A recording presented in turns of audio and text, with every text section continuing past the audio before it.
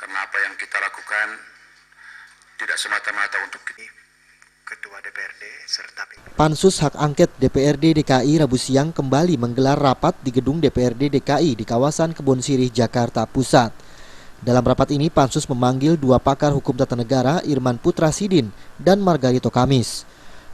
Kedua pakar hukum tata negara ini diundang untuk membahas dasar hukum penyerahan dokumen RAPBD oleh Gubernur DKI Jakarta Basuki Cahayapurnama atau Ahok kepada Kemendagri terkait RAPBD DKI Jakarta 2015. Pembahasan ini juga dilakukan untuk mengetahui apakah ada pelanggaran hukum yang dilakukan Ahok dalam menyerahkan RAPBD DKI tersebut. Salah satu pakar hukum tata negara menyebut seharusnya RAPBD DKI yang diserahkan Gubernur DKI Jakarta kepada Mendagri sebelumnya harus mendapat persetujuan DPR. Selain itu, dalam rapat ini juga dibahas tentang cara berkomunikasi Ahok yang dianggap kurang sopan. Pemanggilan atas tim ahli nantinya akan digunakan sebagai parameter dugaan pelanggaran administratif dan etika berkomunikasi Gubernur DKI Jakarta pada sidang paripurna DPRD mendatang.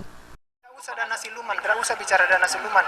Ada anggaran yang tidak disetujui oleh Gubernur, bisa dia tidak setuju.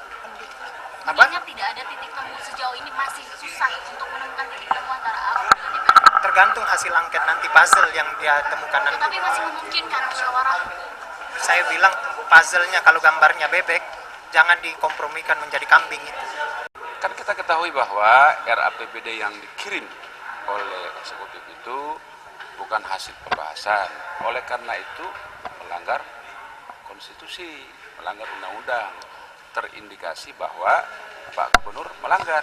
Nah, diperkuat lagi tadi oleh pakar hukum tata negara, itu melanggar konstitusi. Dari Jakarta, Vinasi Manjuntak dan Wayan Agus melaporkan.